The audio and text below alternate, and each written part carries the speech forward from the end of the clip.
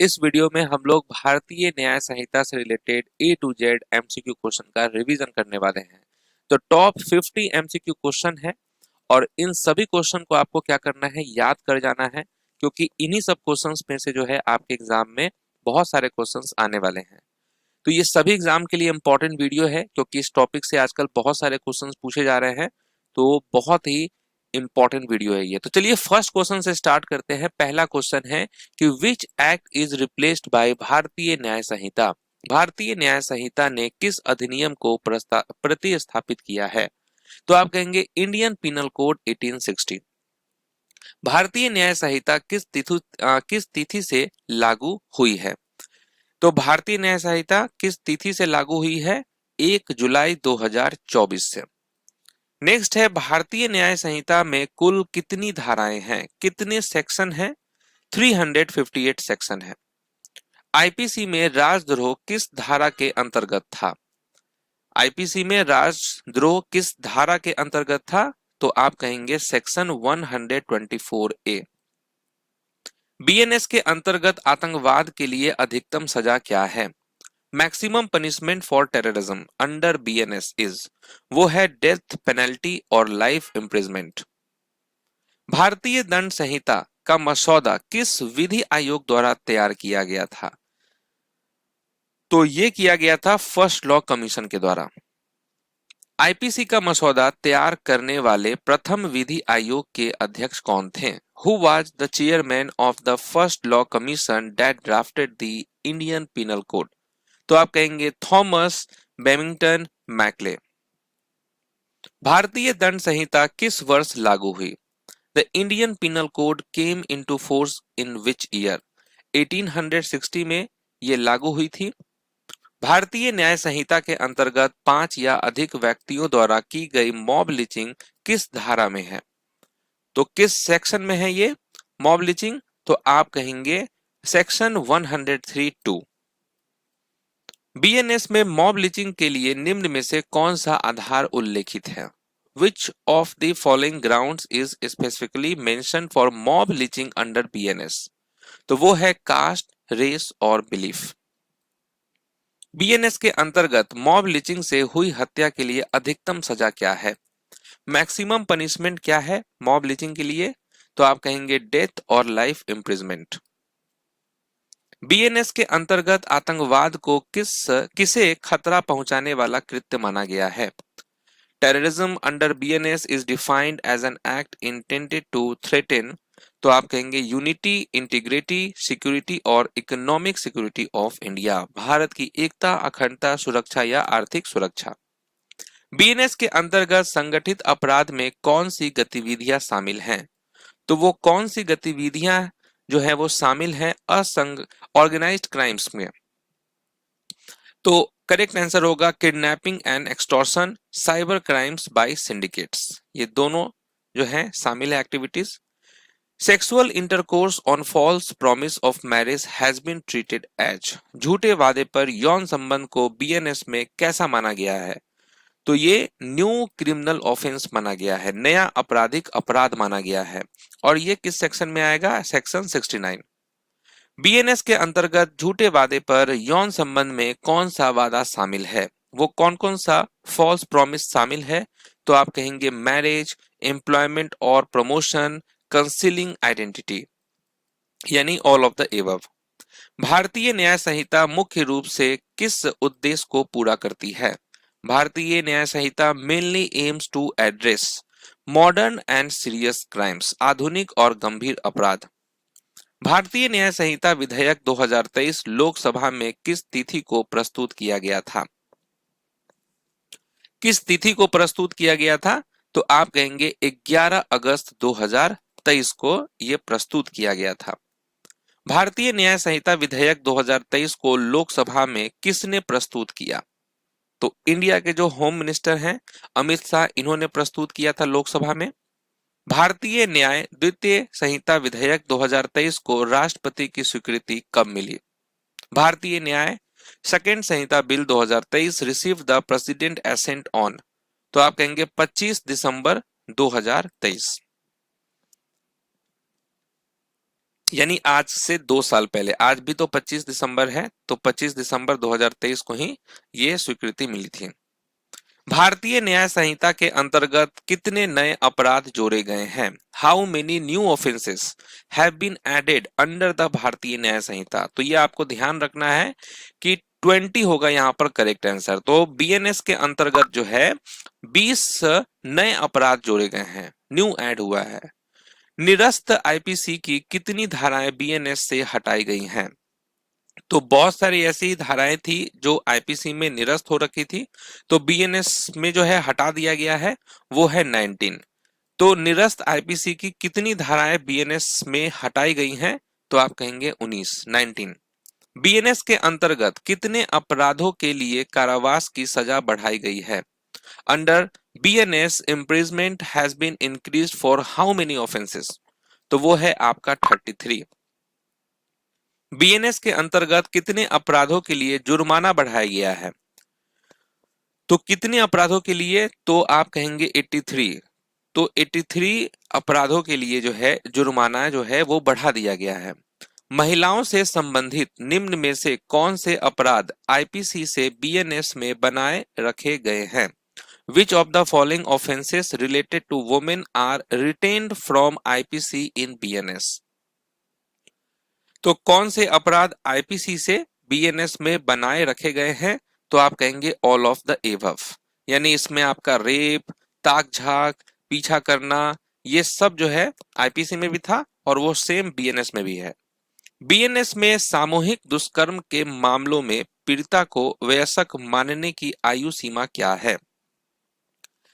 तो पीड़िता को वयस्क मानने की आयु सीमा क्या है? तो वो है 18 ईयर्स, 18 साल। निम्न में से कौन से संपत्ति संबंधी अपराध आईपीसी से बीएनएस में बनाए रखे गए हैं? Which of the following property related offences are retained from IPC in BNS? तो यहां भी ऑल ऑफ द एबव होगा। थेफ्ट एंड रोबरी है, उसके बाद बर्गलरी है, चीटिंग है, तो ये सब आपका जो है रिटेन्ड है आईपीसी से बीएनएस में। नेक्स्ट है बीएनएस में तकनीक से संबंधित कौन सा नया अपराध जोड़ा गया है? तो बीएनएस में भारतीय न्याय संहिता में तकनीक से संबंधित कौन सा नया अपराध जोड़ा गया है? तो वो है साइबर क्राइम, साइबर अपराध।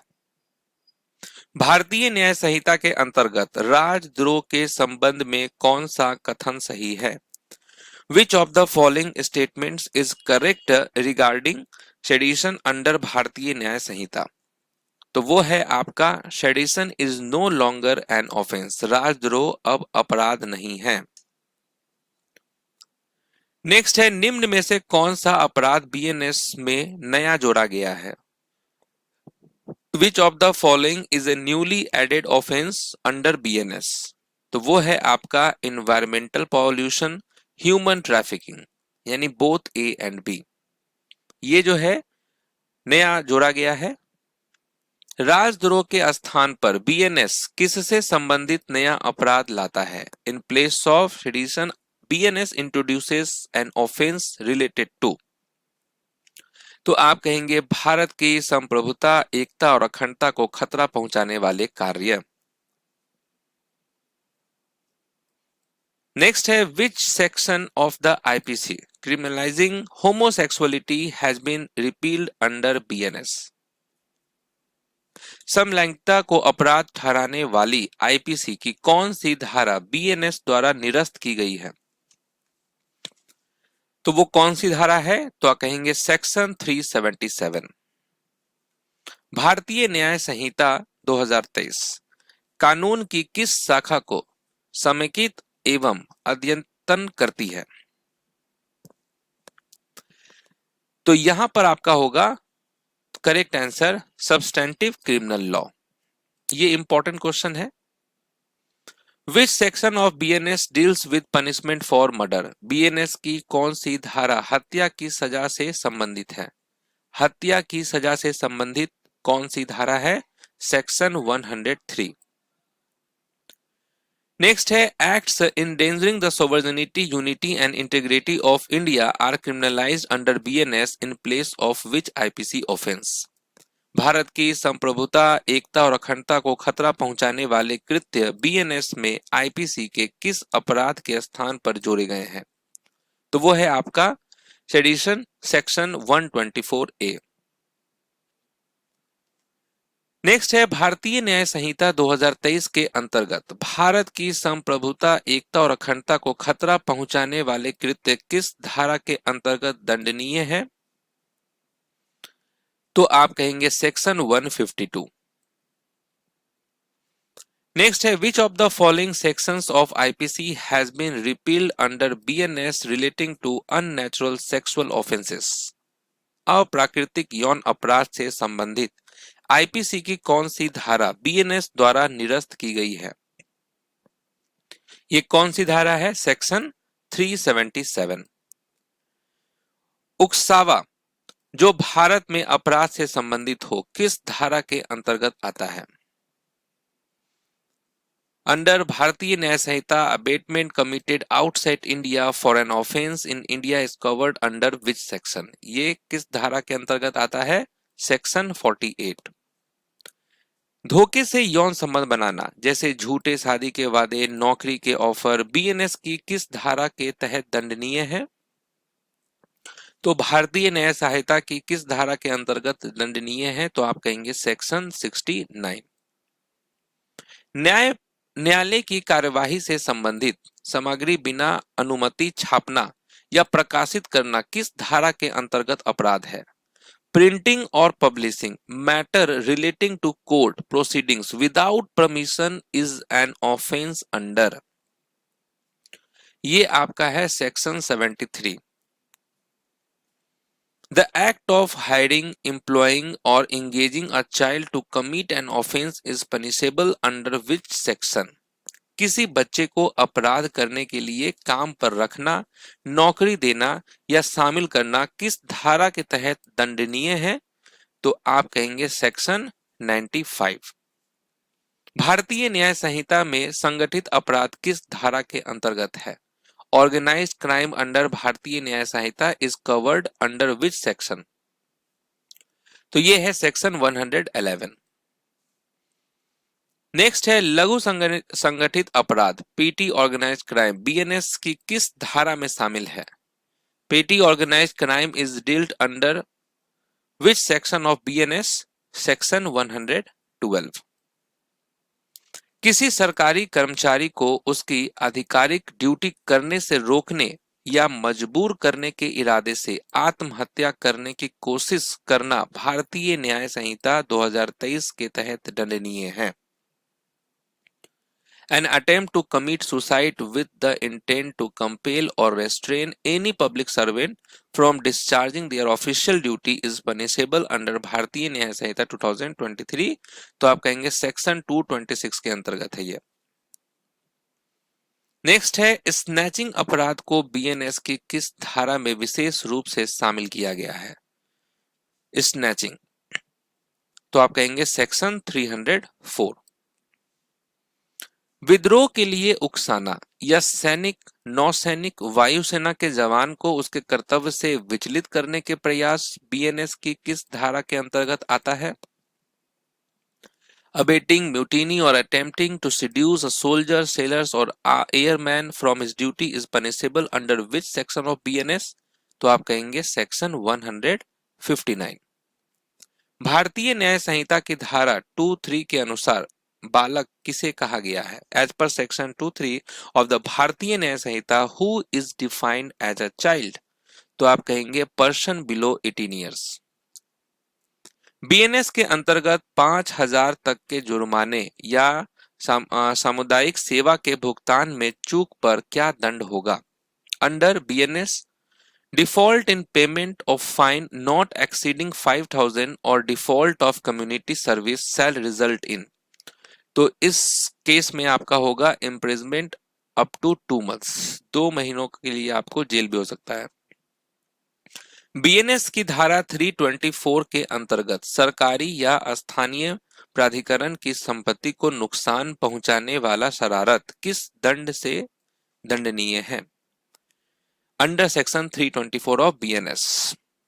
तो इसमें क्या होगा आपको? इम्प्रिजमेंट अप टू 1 ईयर्स और फाइन और बोथ। 1 साल तक के लिए भी आपको जेल हो सकता है, फाइन भी आपको देना पड़ सकता है, दोनों हो सकता है आपके साथ। भारतीय न्याय संहिता 2023 में कुल कितनी धाराएं और अध्याय हैं? कुल कितनी धाराएं और अध्याय हैं? तो आप कहेंगे 358 सेक्शन है और 20 चैप्टर है। निम्नलिखित में से कौन से अपराध आईपीसी में थे लेकिन बीएनएस 2023 में शामिल नहीं किए गए हैं? Which of the following offences under the Indian Penal Code are not included in the भारतीय न्याय संहिता? तो वो है आपका ऑल ऑफ द एबव, मतलब adultery and sedition, sexual intercourse against the order of nature, attempt to commit suicide. तो ये वो चीजें हैं जो आईपीसी में थे लेकिन बीएनएस 2023 में शामिल नहीं किए गए हैं।